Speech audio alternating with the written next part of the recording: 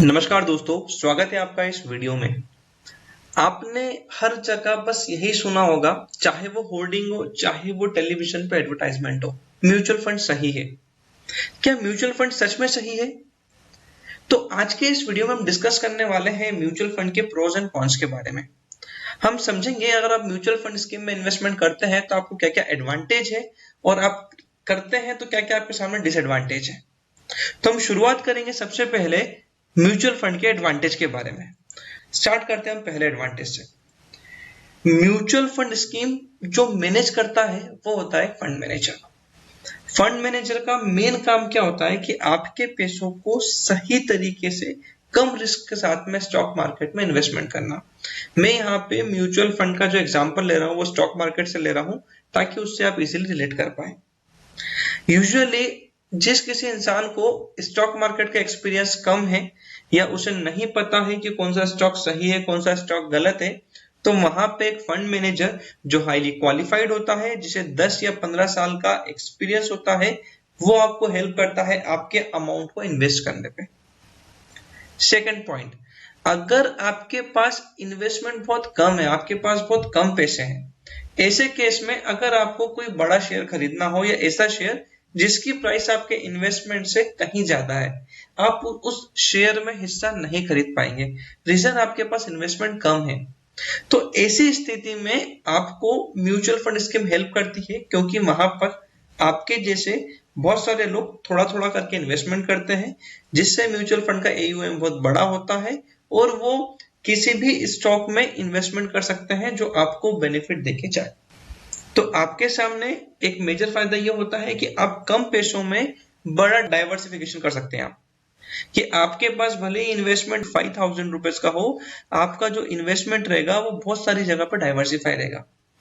क्योंकि जो एक एयूएम होता है, मैं फिर से रिवाइज कर देता हूँ, एयूएम होता है असेट अंडर मैनेजमेंट। जो हम जैसे बहुत सारे लोग स्टॉक मार्केट में थोड़ा थोड़ा पैसा, sorry not stock market, mutual fund के अंदर जो थोड़ा थोड़ा करके इन्वेस्टमेंट करते हैं, उससे एक एयूएम बनता है। वो एयूएम फिर अलग अलग जगह पे इन्वेस्ट होता है। Third major point, stock market में या म्यूचुअल फंड के अंदर इन्वेस्टमेंट करने के लिए टाइम चाहिए रहता है। आपको अगर किसी भी म्यूचुअल फंड के अंदर या किसी स्टॉक के अंदर इन्वेस्टमेंट करना रहेगा, तो आपको उस स्टॉक की स्टडी करनी रहेगी, आपको स्टॉक के फंडामेंटल समझने रहेंगे, आपको पूरा का पूरा ये पता करना रहेगा कि स्टॉक का क्या परफॉर्मेंस है, क्या कंपनी अच्छा रिटर्न दे सकती है, नहीं दे सकती है। ये सारी रिस्क आप पे आएगी।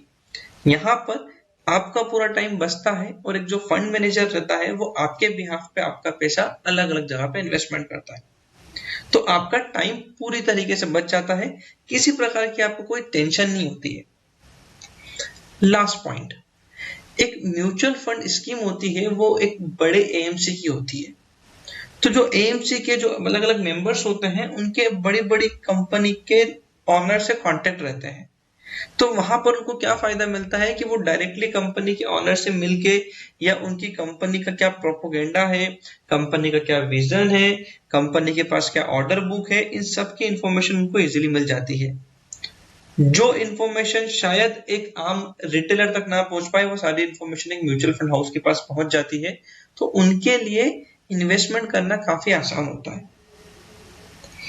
स्टिल एक पॉइंट जो हमेशा म्यूचुअल है लिखा होता है, जहां आपने उसको स्टार मार्क के साथ में देखा होगा, investment are subjected to market risk. ये आपको हर जगह स्टार मार्क पे दिखेगा, investment are subjected to market risk. इसका मतलब बहुत सिंपल है, अगर मार्केट पे रिस्क आती है तो आपके म्यूचुअल फंड पे भी रिस्क आएगी। हमने इस तरफ समझ लिए म्यूचुअल फंड के एडवांटेज है। मैं फिर से इसको रिवाइज करता हूं। पहला advantage, it's managed by team of expert. Second advantage, more diversification. आपके पास इन्वेस्टमेंट कम है बट उसका आप डाइवर्सिफिकेशन ज्यादा कर सकते हैं। थर्ड एडवांटेज, ये आपका टाइम सेविंग रहेगा। और fourth example, access to the different company.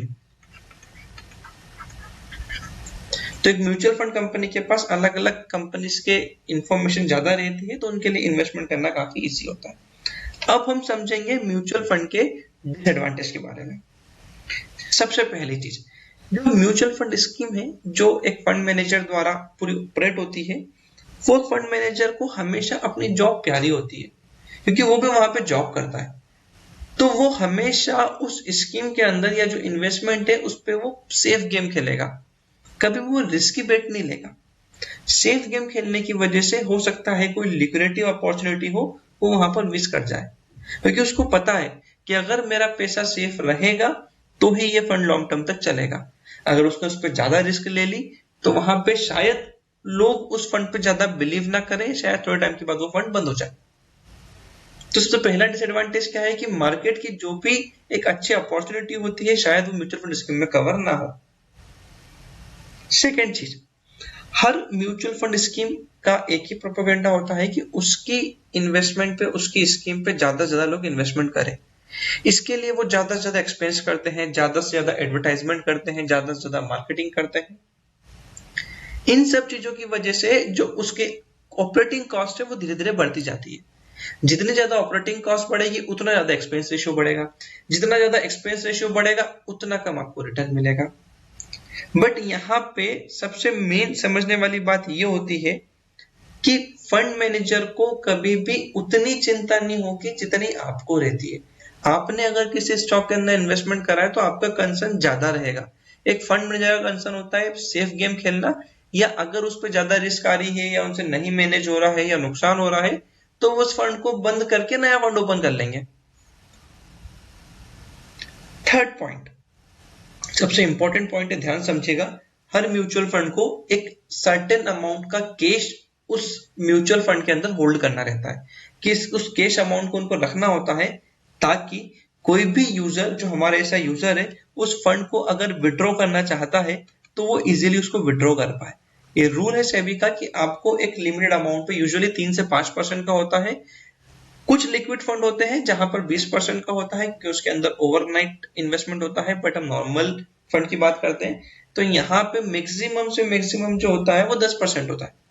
एक कैश हमेशा रखना होता है ताकि यूजर कभी भी विड्रॉ करे तो दिक्कत ना है। अब इस कैश विड्रॉ करने की बस दिक्कत क्या होती है, जब मार्केट हाई पे होता है ज्यादा से ज्यादा लोग उसके अंदर इन्वेस्टमेंट करते हैं।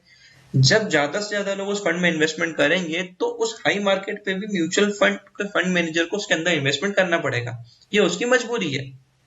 बट जब मार्केट गिरेगा तो लोग वहां से पैसे विड्रॉ करना स्टार्ट करेंगे। जब लोग वहां से पैसे विड्रॉ करते हैं तो जो उसके पास अवेलेबल कैश है वो धीरे धीरे होना कम हो जाता है।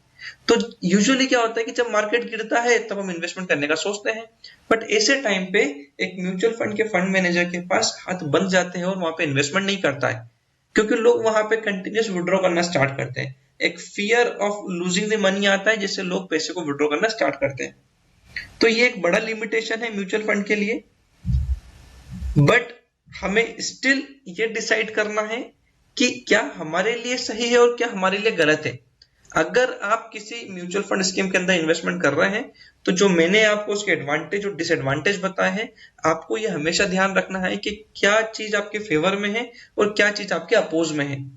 प्लस एक मेजर पॉइंट आपको बता देता हूं मैं, जब भी आप किसी म्यूचुअल फंड स्कीम को आप सिलेक्ट करें, हमेशा ध्यान रखें उस फंड के अंदर कौन कौन से स्टॉक्स में इन्वेस्टमेंट है।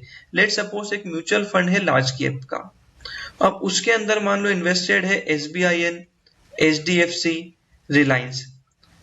तो आपको हमेशा ध्यान रखना है कि आप अगर एक लार्ज कैप फंड में इन्वेस्टमेंट कर रहे हैं और आपने अगर एक और फंड है लेट सपोज कोटक का, अगर उसके अंदर भी मान लो HDFC और रिलायंस इन्हीं में इन्वेस्टमेंट है, तो आपको इन दोनों में से किसी एक को ही चूज करना है। आपको कभी भी इन दोनों को चूज नहीं करना है कि यार मैं एक SBI का कर लेता हूँ, एक कोटक का कर लेता हूँ। जब दोनों ही लार्ज कैप के अंदर इन्वेस्टमेंट कर रहे हैं तो आपको किसी एक को चूज करना है। ऐसी जगह पे आप अलग अलग म्यूचुअल फंड को इजीली चूज कर सकते हैं। बट एट द एंड जो हम कंक्लूजन करते हैं इस वीडियो बनाने का, जो हमारा एम था वो यही था कि आपको इजीली समझ में आए म्यूचुअल फंड आपके लिए सच में सही है या आपके लिए गलत है। ऐसे ही इंटरेस्टिंग वीडियोस के लिए हमें फॉलो करते रहिए। Thank you for watching this video.